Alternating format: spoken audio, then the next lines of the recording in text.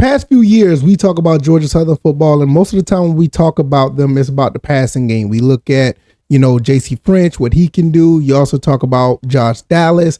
You talk about all the other receivers that we have, Dalen Cobb. I mean, so many, Marcus Sanders, so many that we can name. We have a lot of talent at the receiver position, and we've been doing very well in the passing game for the past 3-4 years now. But there are two factors that are on the Georgia Southern football roster right now that we do not talk about. And I'm going to talk about these two guys in this video. And I think they can have a very, very successful season. So if this is your first time here, welcome. Over here, we talk about Georgia Southern. We talk about Atlanta Falcons. We're going to be talking about the Atlanta Hawks this season. Hopefully you guys will stick around and enjoy the content. We're getting back in the swing of things over here. The off season is done, and we're about to get back into talking about these sports teams. Georgia Southern's going to be playing Fresno State very shortly. So now it's time to talk about the team. So like I said, this is somewhat of an air raid offense. Georgia Southern likes to throw the ball around. They've been very successful at it. Even during the times when we look at it and we're like, man, we are kind of struggling in the turnover department. I mean, we can't stop turning over the ball. Even then, we still have been very successful getting the ball downfield, scoring touchdowns, making some spectacular plays. And it's basically now the new identity. Well, I guess you could say new. The new identity for Georgia Southern, for a powerhouse that's been known for running the football relentlessly all over any competition that they go up against. Now we're passing the ball, but these are times where you need some balance. And like I said, there are two guys on this team that you need to look out for. With all the passing going on in this Sun Belt Conference and with Georgia Southern, we need to start running the ball a little bit more, in my opinion. And you got two guys that could do it. First and foremost, we're going to talk about O.J. Arnold. O.J. Arnold, it's crazy that he's a senior already. It just seemed like he just walked in the door. He's going to be a senior this year. O.J. Arnold, running back out of Quitman, Georgia. Ever since he stepped on the field for Georgia Southern, he's been, a factor. He's been somebody has been contributing. I mean, I remember what was the first touchdown of the season when he came into the Georgia Southern program. He scored the first touchdown of the season with Georgia Southern. So he's been a guy that's been a little bit up and down, mostly because of availability, especially last year. But every time he's touched the ball, you've seen some flashes that he can be something great. He's been great in high school, and this could be a breakout year for him because not only the fact that he's pretty much healthy and he's going to be the lead guy taking the carries, you got a very good offensive line this year. I mean, I can't name them all off the top of my head. I know Pashawn Wembley is one of those guys that really jumps out, and I think about that, a guy that's definitely going to be in that interior. But like I said, you got 3 interior guys that are returning, and you got 2 guys that's on the outside that had some playing time or they had some experience as well. So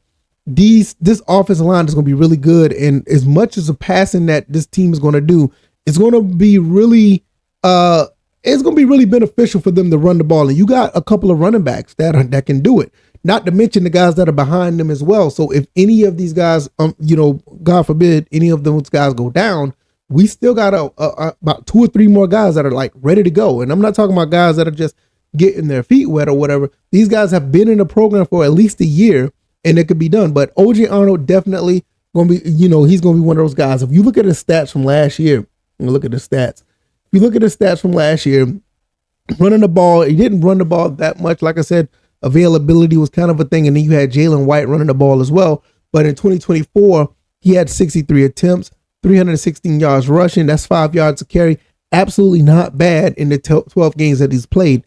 Had 4 touchdowns as well. And actually, this is a really weird, crazy stat. I just noticed every year he's passed for a touchdown. That's kind of crazy. Wouldn't think that he did. I know he passed for 1 last year. I do remember that.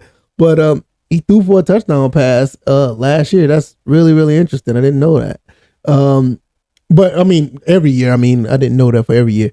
Receiving wise, he had 24 receptions for 145, had 2 touchdowns receiving. So all in all, he was accounted for at least 4, 5, 7 touchdowns. So this is with limited, time, because he wasn't like the number one guy. Like I said, there was Jalen White. He was the number one guy. And there was times that, he didn't really play.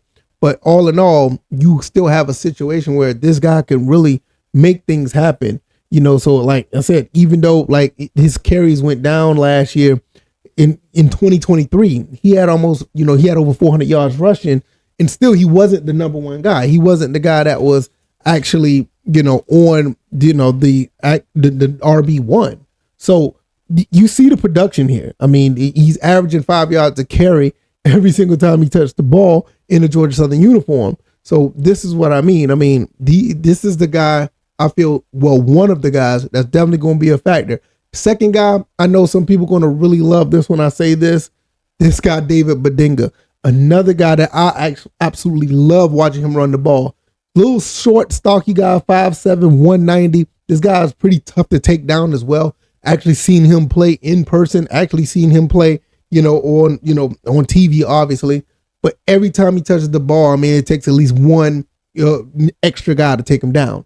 And for a guy that this as small as he is, he actually gets it done. And I love the way that he plays ball. One thing about this, him and OJ Arnold can run the ball between the tackles and catch the ball out the backfield. So that's another thing. Like I said, these two guys, nobody's talking about them, but at the same time, that's a good thing because these two guys can hurt you in the passing, and definitely I would like to see them hurt him in the running game because that'll give us the awesome balance that we're looking for. Now let's look at his statistics. 2 seasons with Georgia Southern. You see this right here. The first year he carried the ball 5.1 yards a carry, 22 attempts for 112 yards. Kind of doubled his numbers in 2024, 58 attempts for 229. Had a total of 5 touchdowns in his career, 2 the first season, 3 the second season. So, like I said, another guy that's full of production, 3.9 yards a carry. Like I said, these guys, not too bad with his limited play. But when you have an offensive line like we have, an experienced offensive line, I think these two guys could really, really get some numbers and make some things happen. Receiving wise, 6 catches for 30 yards.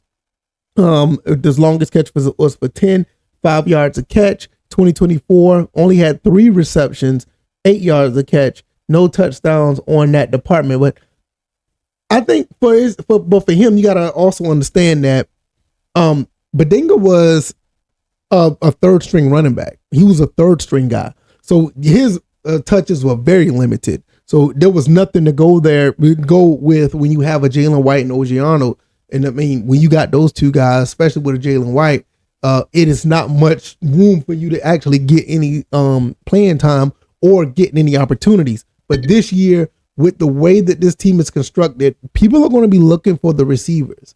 I mean, like I said, you got Brown, you got Cobb, you got Dallas, you got Sanders, you got those guys. Then you got the tight ends that are coming in, and then you it's going to be too much. This has been a thing about Georgia Southern for the past 3 or 4 years. Anybody and everybody has an opportunity to make something happen because it's too many people to cover. This is one of the reasons why we were so successful in the Nebraska game. And this is one of the reasons why we've been so successful pretty much throughout the entire, tenure that Coach Clay Helton's been here. It's too many guys to cover. Somebody's going to be open with the talent that we have. And even if you look at the receivers, you got these two guys right here that I've just been talking about. You got Badinga and you got OJ Arnold.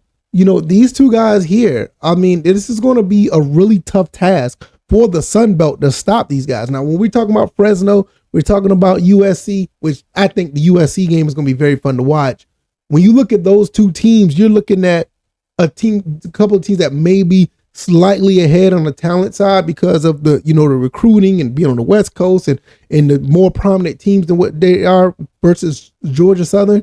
But I still think they're going to have problems trying to cover all of these guys. I mean, Boise State learned this last year when they thought they was going to be able to do what they can against us, and they was in a fight, and I kind of expect this to be the same thing. Look at Nevada last year. They was in a fight, because we have that offense that's pretty explosive. But like I said, even with that explosive offense with throwing the ball, nobody's talking about these running backs. And this is what I'm talking about. These guys were highly touted out of high school, especially OJ Arnold. And this kid has just been everything that you wanted him to be. It's just that when you're behind Jalen White, you have those situations where he's just not going to be able to get all the opportunities. Like I said, when you look here, his touches was nowhere near what Jalen White's were. I mean, I think it was almost a little bit close to split, but I think Jalen White had much more opportunities. And I mean, the guy is what he is. I mean, Jalen White was a beast. But even with all of that, I mean, the kid still did very well, very productive in the rushing category, very productive in the catching. And like I said, now with them being RB1 and RB2, and you got an offensive line like this, the only thing that you need is just for J.C. French to be consistent as far as not turning the ball over. Don't turn the ball over. Keep everything in front of you. Make sure you make the right decisions. If you don't turn the ball over and get it to the right guys, this is going to cause problems for the secondary. It's going to cause problems for the linebackers. And this is where these two guys can actually make some really loud noise. So I'm very, very excited to see how this goes. Let me know what you guys think. Like I said, man, look, I'm very excited about the season. Things are getting back into the swing of things. You know, I just can't wait to see how things play out once these guys actually are in, you know, Fresno, and they're going to have to play, you know, Fresno in the first game of the season. Don't know how that's going to play out, but I think we got a really good chance. The USC game, anything can happen, but you know how that goes. And at that point, we should run the table, in my opinion. I'm looking at a team that could probably win double digit wins this year, but you know, you just don't know how it goes. But this is what I see on paper. It looks pretty good.